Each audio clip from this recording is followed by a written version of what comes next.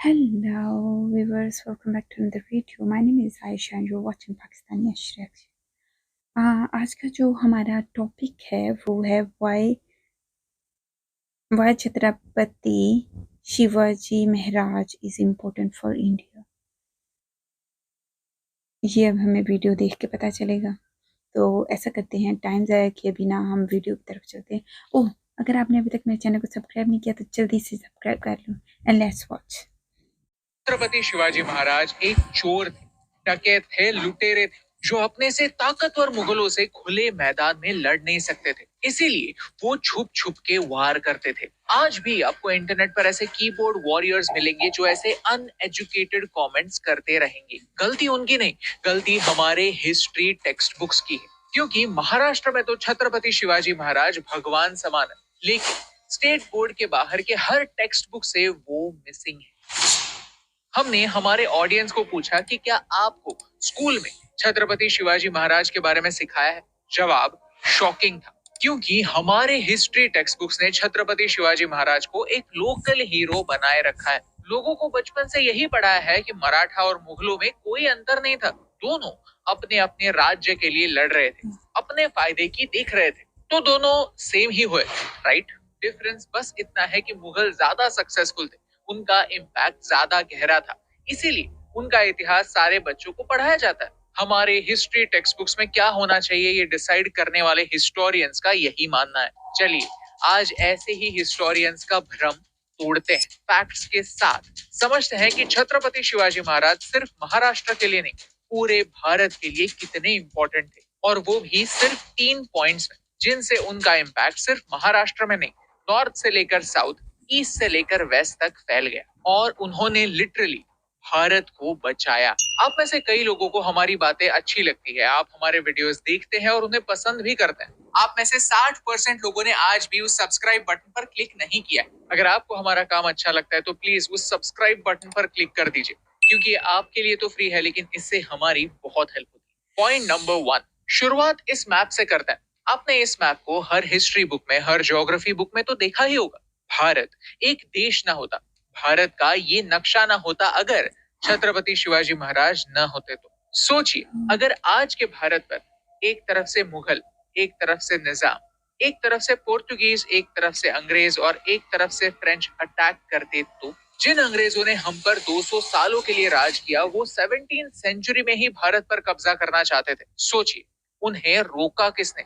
छत्रपति शिवाजी महाराज ने। अगर छत्रपति शिवाजी महाराज न होते तो पोर्तुगीज और मुगल मिलकर देश को तबाह करते थे। पोर्चुगीज की नेवी बहुत स्ट्रांग थी और मुगलों की इन्फेंट्री। पोर्चुगीज को पानी में हराना इम्पॉसिबल था और मुगल जमीन पर बहुत ताकतवर थे। लेकिन इन दोनों के शक्ति से ऊपर छत्रपति शिवाजी महाराज की बुद्धि थी, जिसके दम पर उन्होंने पोर्चुगीज से काफी फायदेमंद संबंध बनाए। छत्रपति को पता था that the Portuguese can not be trusted. वो अपने नहीं है, लेकिन उन्हें हमारा दुश्मन बनाना जरूरी भी नहीं है। तो उन्होंने क्या किया? उन्होंने समझौता किया कि पोर्चुगीज मराठाओं के अगेंस्ट मुगलों का साथ नहीं देंगे। यानी अगर छत्रपति ना होते तो अलग अलग कॉर्नर से भेड़िए देश को नोच खाते। पॉइंट नंबर 2, शायद आपने नोटिस किया होगा कि भारत के साउथ में जितने भव्य मंदिर हैं, उतने भारत के नॉर्थ में नहीं दिखते। रीजन है आइकॉनोक्लाज्म, यानी एक देश की आइडेंटिटी मिटाने की कोशिश। इसी आइकॉनोक्लाज्म के चलते भारत में कई मंदिर डिस्ट्रॉय किए गए। इसके बारे में हमने इस वीडियो में एक्सप्लेन भी किया है। यही सेम प्रोसेस ग्रीस में हुई और ग्रीस का एंशिएंट कल्चर खत्म हो गया। लेकिन उत्तर भारत से होने वाले आक्रमण को हर बार छत्रपति शिवाजी महाराज ने रोका, और सिर्फ रोका ही नहीं, वो न्याय की एक बुलंद आवाज बने। तमिलनाडु में तिरुवन्नामलाई और समुद्र पेरुमल, ये 2 प्रोमिनेंट टेम्पल्स हुआ करते थे, जिनकी प्रसिद्धि भारत के हर कोने में थी। इन्हें तोड़कर लूटा गया और इनके टूटे हुए पत्थरों से मॉस्क्स कंस्ट्रक्ट हुई। दोस्तों, छत्रपति की तरह मुझे भी मॉस्क्स के एग्जिस्टेंस से कोई प्रॉब्लम नहीं है। हर पंथ के लोगों की छत्रपति ने रिस्पेक्ट की थी, लेकिन एक पंथ को नीचा दिखाकर, गिराकर, लोगों के मन में डर बसाकर ऊपर वाले को खुश नहीं किया जा सकता। ये शैतान का काम होता है। ये बात छत्रपति जानते थे, इसीलिए उन्होंने मॉस्क्स को गिराकर वहां फिर से मंदिर बनाए। मुझे पता है कि कई लोग पूछेंगे कि प्रूफ कहाँ है, तो कर्नाटक राज्यकाल सविस्तर चरित्रम पढ़ लीजिए, प्रूफ आपके सामने होगा। पॉइंट नंबर 3, छत्रपति ने हिंदवी स्वराज्य का सपना देखा। अक्सर कई लोगों को हिंदवी स्वराज्य कहने में भी डर लगता है। आज कई लोग सोचते हैं कि हिंदू आइडेंटिटी को एक्सेप्ट करना भी बहुत बड़ा पाप है। सेक्युलरिज्म के बोझ के तले हम हमारी आइडेंटिटी ही इरेज कर रहे हैं। लेकिन छत्रपति शिवाजी महाराज ने क्लियर कर दिया था कि ये देश लोकल्स का है, हमारा है, आपका है, सबका है। और इस देश की ब्यूटी यही है कि हम हर एक को वेलकम करते हैं। इस वेलकम की जो रिस्पेक्ट करते हैं वो इस देश के अपने हैं, और जो इस वेलकम को फॉर ग्रांटेड लेते हैं, घूमकर हम पर ही उल्टा वार करते हैं, वो इस देश के एनिमीज हैं। छत्रपति शिवाजी महाराज ने ये बात हमेशा के लिए साफ कर दी थी। इसीलिए आज भी उन्हें एक मैनेजमेंट गुरु के तौर पर देखा जाता है। छत्रपति शिवाजी महाराज से और कौन से लेसन सीखने जैसे हैं, हमने इस वीडियो में एक्सप्लेन भी किया, क्योंकि उनकी लड़ाई हमेशा हमेशा के लिए सच्चाई के पक्ष में ही थी। इसीलिए उन्होंने कभी भी एक वॉर जीतने के बाद औरतों का रेप नहीं किया, घरों को नहीं लूटा, खेतों को नहीं उजाड़ा। हर एक काम जो एक लुटेरा करता है, जो एक चोर करता है, जो एक डकैत करता है, छत्रपति ने नहीं किया। He was the true people's king. यानी उन्होंने इस देश की बाउंड्रीज, इस देश के कल्चर, इस देश के इंडिपेंडेंस के लिए अपनी पूरी जान लगा दी। लॉर्ड माउंटबैटन, जो भारत के आखिरी वाइसरॉय थे, उन्होंने कहा, had Shivaji been born in England, we would not only have ruled earth but the whole universe. Hitler ने कहा कि आपको अगर स्वराज्य चाहिए तो शिवाजी जैसे लड़ना सीखो। इवन उनके सबसे बड़े एनिमी औरंगजेब ने कहा था, या अल्लाह, you gave me an enemy fearless and upright. Please keep your doors to heaven open for him because the world's best and large-hearted warrior is coming to you. तो एक सवाल आज के हिस्टोरियन से, जिन लोगों का हमारे देश से कोई संबंध नहीं, जो पराए हैं, वो अगर छत्रपति शिवाजी महाराज की इतनी रिस्पेक्ट कर सकते हैं तो हम क्यों? पॉइंट ये है कि हर उस इंसान ने जिसने छत्रपति शिवाजी महाराज का इतिहास गौर से पढ़ा, उसे उनका मोल पता था। वो उन्हें एक लोकल हीरो नहीं, एक नेशनल हीरो ही मानता है। लेकिन फिर भी आज शिवाजी महाराज जीतने वाले नहीं है, आज वो हार रहे हैं। 2016 से पहले एनसीईआरटी की किताबों में छत्रपति शिवाजी महाराज के बारे में सिर्फ एक लाइन हुआ करती थी। बहुत प्रोटेस्ट हुए और उसके बाद एक चैप्टर इंट्रोड्यूस हुआ। प्रोग्रेस काफी अच्छी है, लेकिन क्या उनका पूरा कंट्रीब्यूशन सिर्फ एक चैप्टर में कंक्लूड हो सकता है? हर साल हम छत्रपति शिवाजी महाराज के बारे में एक वीडियो बनाते हैं और हर साल ऐसा ही लगता है कि बोलने जैसा कितना कुछ है। और यही कंट्रीब्यूशन, यही हीरोज की कहानियां हमारे हिस्ट्री टेक्स्ट बुक से मिसिंग है। ये वीडियो सिर्फ छत्रपति शिवाजी महाराज के बारे में नहीं है, ये वीडियो हर उस समाज सुधारक के बारे में है जिसने भारत में परिवर्तन लाया। लेकिन हमारे एजुकेशन सिस्टम को ऐसे समाज सुधारकों से प्रॉब्लम क्या है? चलिए कुछ फैक्ट समझते हैं। आज अलग अलग स्टेट्स में अलग अलग इतिहास पढ़ाया जाता है। जिस स्टेट का जो राजा फेमस है वो उस स्टेट के बच्चों को पता होता है, लेकिन स्टेट के बाहर जाओ तो किसी को कुछ पता नहीं होता। हाँ, कई नाम सुना सुना सा लगता है, पुतला देखा सा लगता है। किसी सड़क का या एयरपोर्ट का नाम उस लोकल हीरो का नाम होता है, लेकिन क्या फर्क पड़ता है? नाम में क्या रखा है?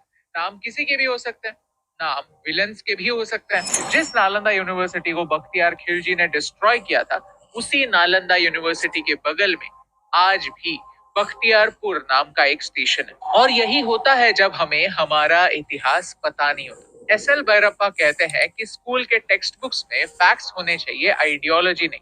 प्राइम मिनिस्टर इंदिरा गांधी जी ने 1960s में हमारे स्कूल टेक्स्ट बुक्स को रिवाइज करने के लिए एक कमेटी एस्टेब्लिश की थी, जहां भैरप्पा जी ने एक इम्पोर्टेंट सवाल उठाया कि औरंगजेब और टीपू सुल्तान के बारे में बच्चों को पता होना जरूरी है, लेकिन उतना ही जरूरी उनके नेगेटिव इम्पैक्ट के बारे में जानना भी है। जब इस नेगेटिव इम्पैक्ट को टेक्स्ट बुक्स में इंक्लूड करने की बात हुई तो क्या हुआ?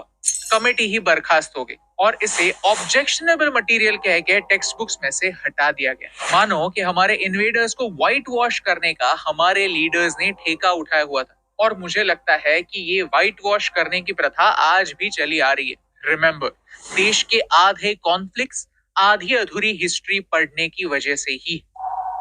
आप में से कुछ लोगों को लगता होगा कि ये तो पुरानी बात है, आज टेक्स्ट बुक्स चेंज हो गई है, तो छत्रपति शिवाजी महाराज के बारे में कई लोगों को पता होगा। Then my friend, you are wrong. कुछ दिनों पहले महाराष्ट्र के अकोला में एक इंसिडेंस हुआ, जहां स्टूडेंट्स ने छत्रपति और अफजल खान के बीच हुई लड़ाई को स्टेज पर प्रेजेंट किया।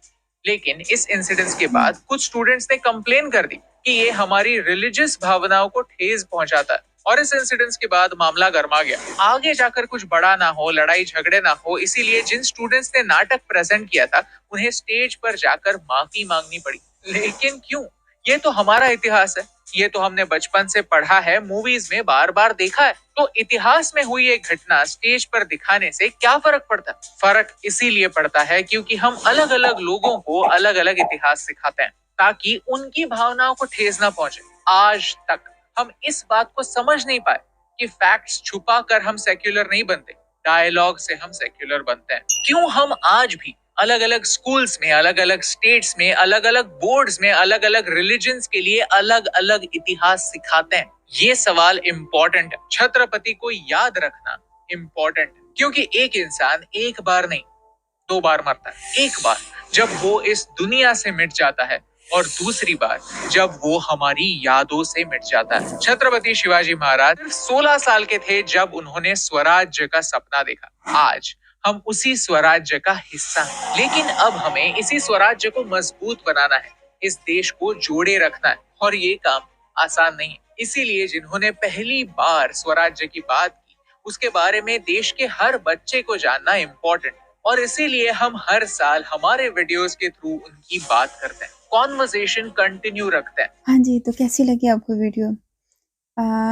ये जो भाई साहब थे, ये कंटेंट तो बहुत ज़बरदस्त किस्म का बनाते हैं, नो डाउट उनके हर कंटेंट अच्छा ही होता है। लेकिन आप मुझे बताएं कि शिवाजी के बारे में आपको कुछ समझ आई? क्या है, कौन है, सब कुछ? एक बात बताऊं, मुझे कोई समझ नहीं आई क्योंकि इसके अंदर बहुत ज़्यादा हिंदी के लफ्ज़ यूज़ हुए हैं। तो वो बस ऊपर से गुजर गया। कोशिश बहुत की है कि मुझे समझ आ। ये वीडियो सिर्फ़ और सिर्फ़ उन लोगों के लिए जिनको आज तक नहीं पता कि उनके जो शिवाजी महाराज हैं, जिनको वो बहुत ज़्यादा मानते भी हैं, पता नहीं क्या कहते हैं, कि वो हमारे हीरो नहीं हैं, हमारे गॉड है लाइक दिस। उनके लिए था ये सब कुछ ताकि वो समझ सकें उनकी असल हकीकत, वो कौन हैं, कहाँ से आए, और उनको दुनिया के लोग क्यों एडमायर करते हैं। तो अगर आपको वीडियो समझ में आई हो तो आपने कमेंट बॉक्स में कमेंट करके बताना है कि आपको वीडियो कैसी लगी। ओके, अगर आपने मेरे चैनल को अभी तक सब्सक्राइब नहीं किया तो जल्दी से मेरे चैनल को सब्सक्राइब करें और वीडियो को लाइक करें। अगली वीडियो में फिर मिलूंगी, तब तक अपना बहुत ज़्यादा ख्याल रखिएगा। Bye bye.